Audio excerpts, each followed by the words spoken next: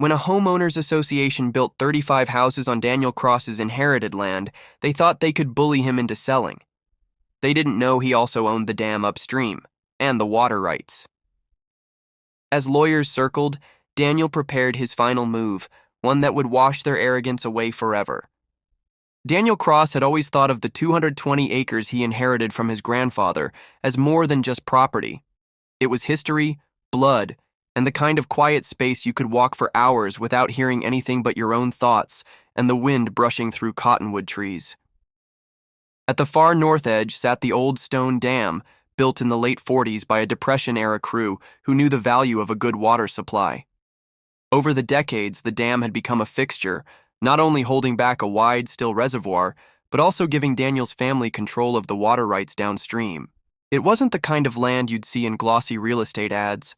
There were no rolling green lawns or manicured gardens, just raw, scrub-dotted earth, a few oak stands, and that deep ribbon of water that wound through it like a vein. To Daniel, that was beauty. He leased part of the land to a rancher who ran cattle there, kept a few trails open for hikers, and sometimes drove out to fish in the evenings. It was his sanctuary. So when he pulled into the West Access Road one late spring afternoon and found a newly paved street cutting through the dirt, he felt something cold sink into his gut. It wasn't just the pavement. It was the rows of houses beyond it. Fresh beige stucco with white-trimmed windows and porches barely big enough for a chair. They looked so foreign against the dry landscape, it was almost comical, like someone had picked up a piece of suburbia and dropped it in the wrong place. He parked the truck, stepped out, and started walking. Past the first corner, he saw a large brick monument sign, Clearwater Estates, an HOA community. Beneath it, in smaller letters, proudly developed by Westbrook Communities. Daniel frowned. Clearwater Estates wasn't on his maps. The last time he'd checked the county zoning board, this parcel was listed as agricultural land. And it wasn't just close to his property line, it was his property. He knew the boundaries by heart. His grandfather had walked them with him when he was 13, pointing out the old survey stakes hammered into the soil decades ago. He'd even updated the surveys himself 10 years back, paying a professional to verify every corner marker. This land was his, and what he was looking at was not a minor encroachment. It was wholesale occupation. That night, he dug out the thick green binder from his office shelf, the one labeled Property Records, Cross Ranch. Inside were maps, deeds, surveyor notes, and copies of correspondence with the county. He cross-referenced the survey lines against the new development's position using Google Earth. The overlap wasn't small. By his measurement, at least 15 acres of Clearwater Estates sat squarely on his deeded land. That was about 35 houses, all inside an HOA that had no idea it was built on stolen soil. The next morning, Daniel drove into town to see his lawyer, Marjorie Benton. She had the sharp eyes of a hawk and a reputation for gutting careless developers in court. "They built where?" she asked, flipping through the binder. Daniel tapped the satellite printout. "Here, and here. And this whole cul-de-sac? Mine." Marjorie whistled low. "This isn't some fence line dispute. This is catastrophic for them." "Then we sue?" Daniel asked. "Not yet," she said. "First we confirm the surveys, pull the county plat records, and check for any dirty paperwork. Developers sometimes slip things past in rezoning meetings, especially if no one's watching. If Westbrook Communities filed something fraudulent, that's a whole other angle." 3 weeks later, the picture became clearer and uglier. Marjorie had unearthed zoning meeting transcripts from 2 years earlier, where Westbrook's representatives had petitioned to rezone Parcel 14B from agricultural to residential. Problem was, Parcel 14B belonged to Daniel. The developer had filed under a slightly altered parcel description that excluded his name and listed the landowner as Clearwater Land Holdings LLC, a shell company Westbrook controlled. The county board approved it without a second glance. "Either they forged something or someone in the zoning office is very cozy with them," Marjorie said. "This reeks." Daniel sat back, trying to calm the thudding in his chest. "So what's the play?" "We send a demand letter to the HOA in Westbrook, giving them 30 days to vacate or purchase the land at fair market value plus damages. If they ignore it, and trust me they will, we file suit." What about the people living there? They're collateral damage in a fight they didn't start, Marjorie said matter-of-factly. Their beef will be with Westbrook. Your beef is with both. The HOA's response came faster than expected. 2 men in tailored suits and a woman in a pencil skirt showed up at Daniel's ranch 2 weeks later. They didn't introduce themselves by name, just handed him a letter with the Clearwater Estates letterhead. The letter accused Daniel of harassment, claiming he had no rights to the land and threatening a countersuit if he persisted. It also alleged that his claim to the water rights on the dam was outdated and unenforceable, citing an obscure municipal clause. Daniel scanned the letter, then looked up at the trio on his porch. You people built your dream neighborhood on my dirt, and you're telling me I'm the trespasser? One of the men smirked. You can waste your money in court if you want, Mr. Cross, but I promise you the HOA has deep pockets. Daniel's gaze hardened. So do I. Mine just don't come from extorting people over the color of their fences. They left without shaking his hand. Marjorie wasn't surprised by the HOA's stance. They'll try to intimidate you, then they'll try to drag it out until you're exhausted. That's why we're going to play the long game. Keep documenting. Keep quiet about our next steps. That's when Daniel remembered the dam. It wasn't just a scenic relic. It was a piece of infrastructure tied directly into the water supply that fed much of the surrounding area, including Clearwater Estates. His grandfather had secured permanent water rights decades ago, rights that hadn't been rescinded or transferred. If Daniel wanted to, he could close the gates entirely or open them to release a controlled surge downstream, all within his legal rights, so long as he complied with environmental regulations. He didn't say anything to Marjorie about that yet, but in the back of his mind, a plan was starting to take shape. In the weeks that followed, the legal battle escalated. Westbrook filed motions to dismiss Daniel's claims, arguing public interest and irreparable harm to homeowners if he won. Marjorie countered with evidence of fraudulent zoning filings, complete with handwriting analysis linking a forged signature to a Westbrook employee. The HOA began sending private security to patrol the development's perimeter. Once, Daniel spotted them standing near his fence line, staring toward the reservoir. He wondered if they knew exactly how precarious their water situation was.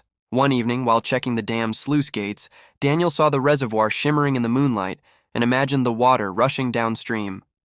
Not a flood to destroy. He wasn't reckless, but enough to remind Clearwater Estates exactly whose mercy they were at. The thought stayed with him. The first summer after the HOA's letter arrived was one of the driest on record. By June, the reservoir's surface shimmered under a haze of heat, its waterline visibly lower than the year before. Daniel had been meticulous in keeping the gates adjusted to comply with state water flow requirements, but he noticed something new. Clearwater Estates was using a lot more water than the surrounding areas. Sprinklers hissed in perfect synchrony along their manicured lawns, even in the hottest parts of the day. Residents hosed down driveways until the runoff glittered along the curbs. He had always known suburban HOAs prized appearances over sustainability, but watching them draw down the very resource his family had controlled for 70 years made the tension in his chest coil tighter. Marjorie's legal updates weren't any more comforting. Westbrook's dragging their feet, she told him over coffee one morning in her office. They filed 3 motions for continuance and requested an absurd amount of discovery from us. Financial records, personal correspondence, even your grandfather's old surveyor notes. They're fishing for something they can twist. Daniel sipped his coffee. And the zoning fraud? We have enough evidence to take it to the county prosecutor, she said. But politics is slowing it down. Westbrook has connections. They've donated to more than one re-election campaign. The frustration in her voice was clear, but so was the determination. If they think they can outlast us, they're wrong. But I need you to be patient. Patience was something Daniel had in limited supply, especially when he knew he held a card the HOA hadn't even realized was in play. That card came into sharper focus in early July when he received a politely worded letter from the HOA's water committee. They were requesting that he guarantee uninterrupted water service for all residents of Clearwater Estates, citing good neighbor relations. It was a thinly veiled attempt at getting him to commit in writing to keeping the dam open for them, regardless of what happened in court. Daniel read the letter twice, then filed it away without responding.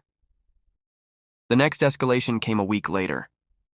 On a Wednesday morning, Daniel drove out to the north edge of his property to check the dam and found 3 men in orange safety vests standing on the embankment. They had clipboards and were talking in low voices while pointing toward the sluice gate.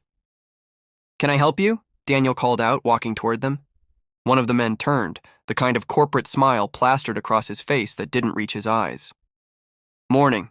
We're with Clearwater Estates Maintenance, just doing a routine inspection of the water source." "This isn't your water source," Daniel said flatly. "This is my dam. You're trespassing." The man's smile didn't waver. "We're just ensuring the safety of the community. Surely you understand." "I understand you have about 30 seconds to get off my property before I call the sheriff," Daniel said, stepping closer. They left without argument, but Daniel noticed the way one of them glanced back at the gate, as if committing every bolt and hinge to memory. That evening, he drove into town to see Sheriff Mark Hayes, a man he'd known since high school. The sheriff listened quietly as Daniel explained the trespassing. "They're testing your boundaries," Hayes said. "I can send a deputy out if they come back, but my hands are tied unless you want to press charges." Daniel shook his head. "Not yet. I just wanted it on record." Hayes leaned back in his chair. "You planning something, Dan?" Daniel gave a small, humorless smile. "Just making sure everyone remembers whose land they're standing on." Meanwhile, Marjorie's strategy was starting to show cracks in Westbrook's defenses. She'd deposed a junior project manager from the company who admitted under oath that they'd been instructed to file rezoning paperwork using the Clearwater Land Holdings LLC name to avoid delays. That testimony, combined with the forged signature, put the developer in a dangerous position. "They're still trying to bluff," Marjorie told Daniel over the phone. "But I think they're nervous. Their lawyers have been hinting at settlement talks." "What kind of settlement?" "They'll probably offer you a payout for the land, far below market value. Maybe a gag order so you can't talk about the fraud." Daniel considered that. "Not interested. I'm not selling, and I'm not letting them buy their way out." Marjorie chuckled. "Knew you'd say that, but you might want to keep your powder dry for now. Once they realize they can't buy you off, they'll start to panic." Panic began showing itself in subtler ways. One morning, Daniel found that someone had spray-painted "greedy old man" across the ranch's mailbox. 2 days later, an anonymous complaint was filed with the county claiming his dam was unsafe and at risk of collapse. The county inspector, a wiry man named Jeffers, arrived looking apologetic. "I know this is probably bogus," Jeffers said, "but I have to check it out." Daniel walked him through every part of the dam, showing the recent maintenance logs and safety reports. Jeffers nodded approvingly. "This thing will outlast both of us," he said. Complaint dismissed. Still, Daniel didn't miss the message. The HOA was willing to get dirty. Late that summer, the drought worsened. Restrictions were imposed across the county: no lawn watering, no car washing, limited agricultural irrigation. But Daniel noticed something odd. Clearwater Estates' lawns remained bright green. When he drove past one evening, the sprinklers were running in full arcs, mist catching the last sunlight like crystal. It didn't take much to figure out why. Clearwater Estates had tapped into the water line fed by the reservoir before the county's metering point. They were pulling water directly under his water rights, bypassing restrictions entirely. That night, Daniel sat at his kitchen table staring at the dam's operation manual. The idea that had been simmering for months finally crystallized into a plan. He could close the gates slightly, just enough to reduce flow to the HOA's illegal tap without violating environmental minimums downstream. The agricultural users would still get their allotment. The HOA would see a sudden drop in pressure. The next morning, he drove to the dam and adjusted the gates. The effect was almost immediate. Within a week, Clearwater Estates' lush lawns began to fade to patchy brown. The HOA sent another letter, this one far less polite, accusing Daniel of sabotaging community resources and threatening an injunction. Marjorie laughed when she read it. "They can't prove anything unless you admit it, and even if they did, you're operating within your legal rights. Let them stew." They did more than stew. The HOA began holding emergency meetings, pressuring residents to contribute to a legal fund. Westbrook sent contractors to dig near the main water line, until Daniel arrived with 2 sheriff's deputies and the original survey map showing they were on his property. The deputies ordered them to stop immediately. Each confrontation made Daniel more certain of his course. This wasn't about petty revenge anymore. It was about showing them that land and water weren't things you could just take without consequence. By September, the case had finally been scheduled for trial. Westbrook's lawyers filed one last motion to dismiss, which the judge rejected. Discovery was closed, and the evidence against them was damning. But Marjorie warned Daniel that HOA politics were unpredictable. "They might try to cut a deal with the county to condemn your land and seize it under eminent domain," she said. Daniel felt the heat rise in his chest. Let them try. He didn't tell her that he had already prepared for that possibility, with a final move involving the dam that would leave Clearwater Estates with more than just brown lawns. The courthouse in Fairview was an old stone building with high ceilings and wooden benches worn smooth by decades of trials. On the first day of Cross versus Westbrook Communities and Clearwater Estates HOA, Daniel sat beside Marjorie at the plaintiff's table, the green property binder neatly stacked in front of him. Across the aisle, Westbrook's lead counsel, a tall man with slicked back hair and a voice that carried even in whispers, shuffled through a stack of motions. The judge, a no-nonsense woman named Helen Cray, opened proceedings by noting the case's unusual nature. "We're not here over a misplaced fence or a property line dispute," she said. "This is a question of whether a developer and its associated Homeowners Association knowingly built on land they did not own." Marjorie's opening statement was surgical. She outlined the clean history of the Cross property, the fraudulent rezoning filings, the forged signatures, and the fact that 35 occupied homes now sat squarely on Daniel's land. She didn't use theatrics, just evidence, laid out like bricks in a wall. Westbrook's counsel tried to shift the focus to community stability, arguing that forcing the removal of 35 families would cause irreparable harm and that Daniel's suit was vindictive. They claimed the land dispute was an innocent clerical error, the result of outdated records and confusing survey descriptions.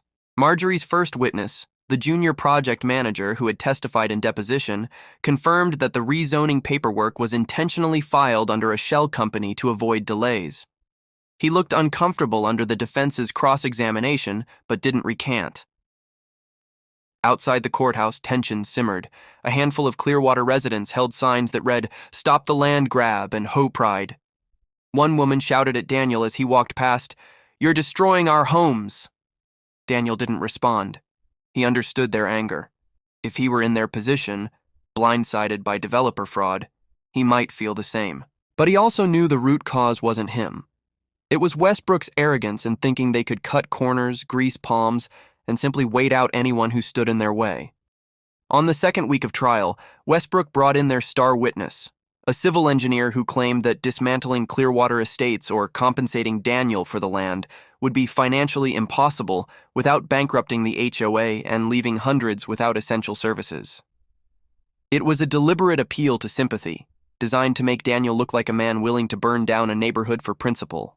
Marjorie dismantled the testimony by pointing out that Westbrook had already sold every home for a profit, that the HOA's finances were separate from the developers, and that bankruptcy was only a threat if the HOA chose not to seek damages from Westbrook.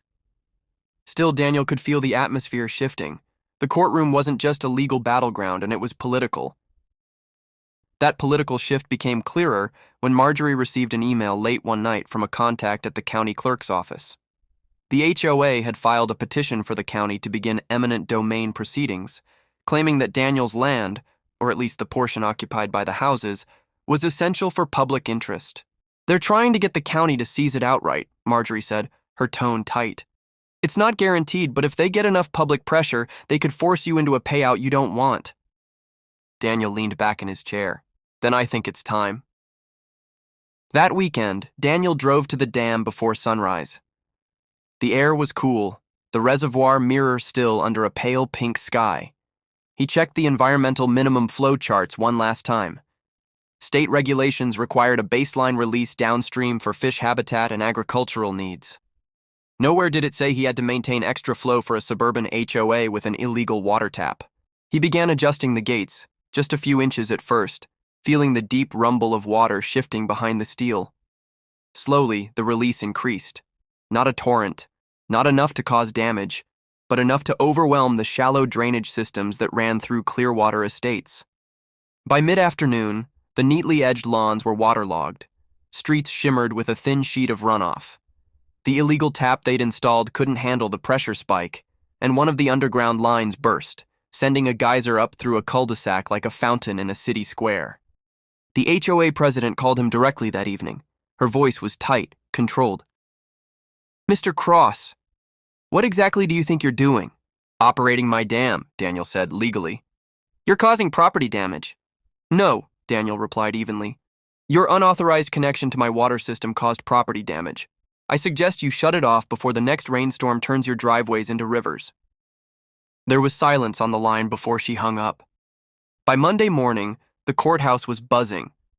Westbrook's attorneys tried to file an emergency injunction against Daniel's dam operations, but Judge Cray refused, citing lack of evidence that he had violated any laws.